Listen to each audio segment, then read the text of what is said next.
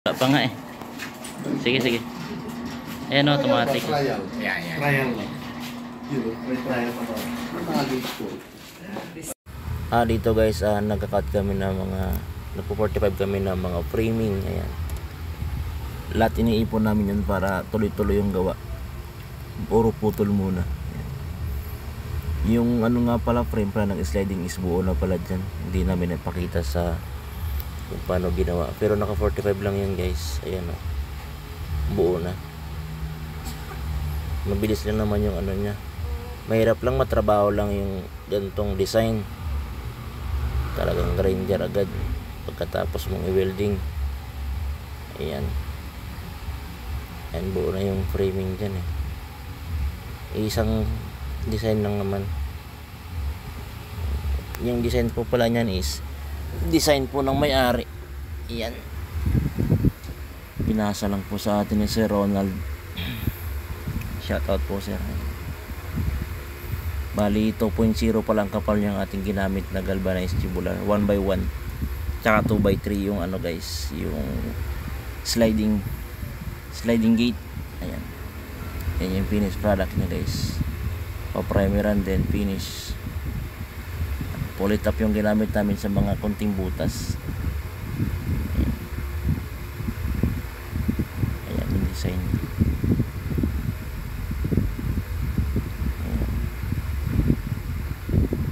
Buo na yung gate. Ayan guys, naikabit na rin yung mga ano. Ayan, nakadawil lang yan guys. 1x1 yung ginamit na space pagkabit ng grills. Hindi ko na videoan guys kasi gumagawa din kasi ako ng motor. Ako kasi nag-layout ng motor na yan, tsaka yung wiring yung motor ng sliding gate, kaya hindi ko na videoan yung pagkabit nila. Ayan, sinisemento din yung ano, yung wiring na ginawa ko. Wala kasing taga video kaya siya na. Ayan, sinisemento. Ayan, yung ano na yan, angular na makapal 1x1 tapos 1/4 yung kapal para matibay yung ano niya, yung pagugulungan ng gulong nakasagad sa flooring. Ayan, angular, naka-welding yan guys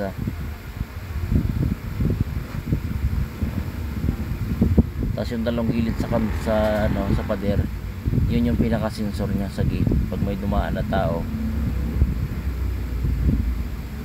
Ayan, kinakabit na lang yung design sa taas, yung tulis-tulis. Ayan, yung isa naman nagsisemento para mabilis.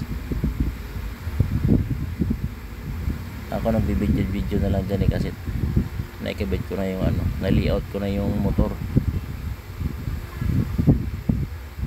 Ayan, sila nagre-retouch na lang, tapos yung second core at naikabit na rin.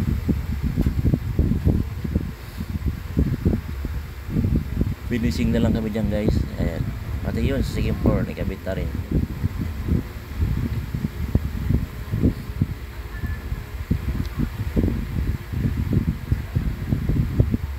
May kunting adjustment lang, medyo nabitin sa sukat ng lapad, kaya nagdagdag kami.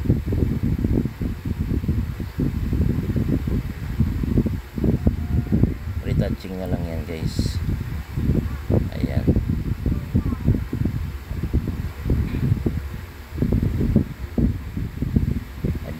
Na lang.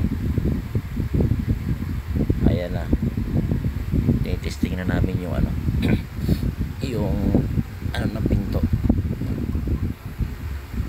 yung stop tsaka yung sensor para siguradong working talaga yung pag-stop na. Yan,